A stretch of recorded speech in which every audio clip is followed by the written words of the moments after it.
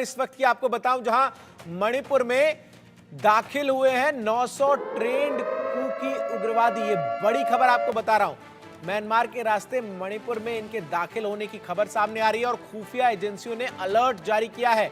30-30 के गुट में ये कुकी उग्रवादी जो बढ़ गए हैं और मैतेई गांव को ये निशाना बना सकते हैं। ये बड़ी खबर जो है वो सामने आ रही है।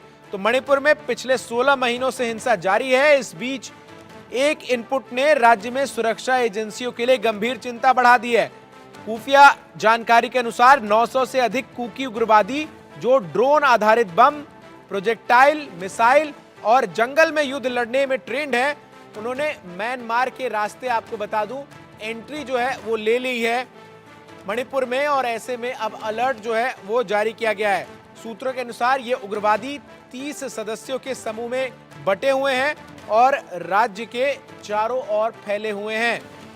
इसके अलावा आपको बता दें कि 28 सितंबर को ये उग्रवादी मैतेई समूह वाले गांव पर हमला करने की योजना बना रहे हैं और इसको लेकर अलर्ट जारी कर दिया गया है। निबिर डेका हमारे सहयोगी अधिक अपडेट्स के साथ सीधा मणिपुर से जुड़ रहे हैं। निबिर, ये जो लेटेस्ट इनपुट सामने आई है ये अपने आप में बहुत चिंता की बात है। अब ऐसे में राज्य की खुफिया एजेंसियां, पुलिस बल किस तरीके से ये सुनिश्चित कर रही है कि ये जो ट्रेंड उग्रवादी आए हैं इन्हें रोका जा सके, इन्हें पकड़ने की क्या कुछ रणनीति नजर आ रही है ग्राउंड जीरो पर?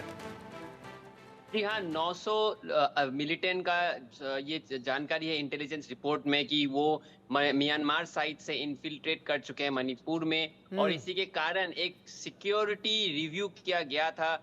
जो सिक्योरिटी एडवाइजर है कुलदीप सिंह, उन्होंने कहा है कि जो जितने भी सेंट्रल फोर्सेस है, सीआरपीएफ, असम राइफल्स और इंडियन आर्मी, इनके साथ एक मीटिंग हुआ है ताकि ये जो थ्रेट है मणिपुर को और भारत को, उसको काउंटर किया जा सके।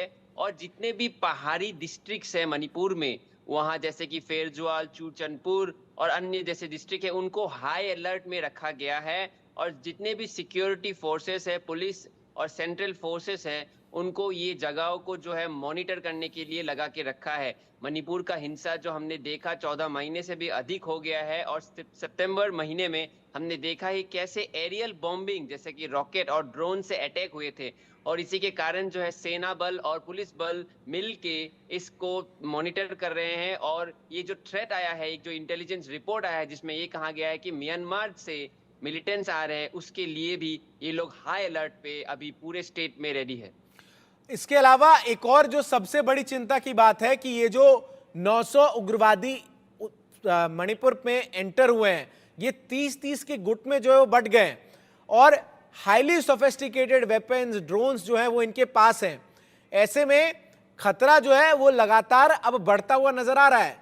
किस तरीके से जो अब रणनीति है वो वहां तैयार की गई है सुरक्षा बलों की तरफ से, और अलर्ट किन किन स्टेजेस पर जारी किया गया है ताकि लोग जो है वो खुद को सुरक्षित कर सके? निबिर, ये इंटेलिजेंस रिपोर्ट के आने के बाद ही जो ये मीटिंग हुआ था, आप देख सकते हैं कल ही मणिपुर पुलिस ने एक बड़ा आर्म स्मगलिंग अटेम्प्ट जो है इंटरसेप्ट किया गया है।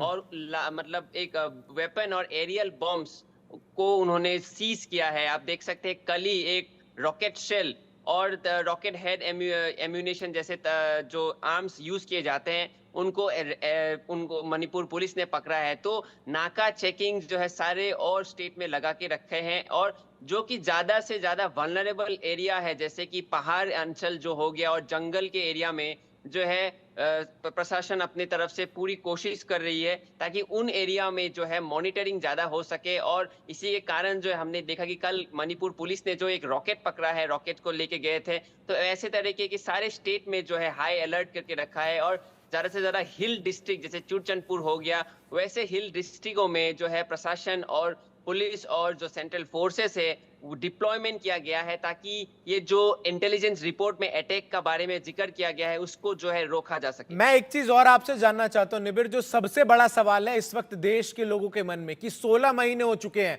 सुरक्षा बलों की तैनाती नजर आती है, तमाम जो पैरामिलिट्री फोर्सेज हैं वो डिप्लॉय नजर आते हैं, बीच में शांति जो है वो कायम होती हुई दिखती भी है।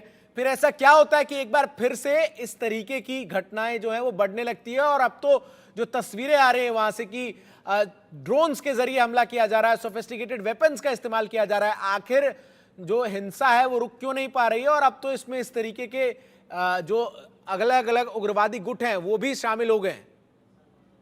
जी हाँ, जो हमने पहला हिंसा देखा था वो ऐसा था कि लोग अपने आप में फाइट कर रहे थे अब शहरों के अंदर या गाँव के अंदर। जी। अभी एक 14 महीने के बाद ऐसा हो गया है कि जो पॉपुलेशन है मेते जी। संप्रदाय और कुकी संप्रदाय, उनको सेपरेट किया गया है। इसीलिए जो हिंसा हम देख रहे हैं वो बॉर्डर इलाके में हो रहा है, जहाँ पे दोनों संप्रदाय के गाँव मौजूद है, जी। या फिर ऐसे जगह पे हो रहा है जो पहाड़ और वैली के बीच के एरियाज में हो रहे हैं।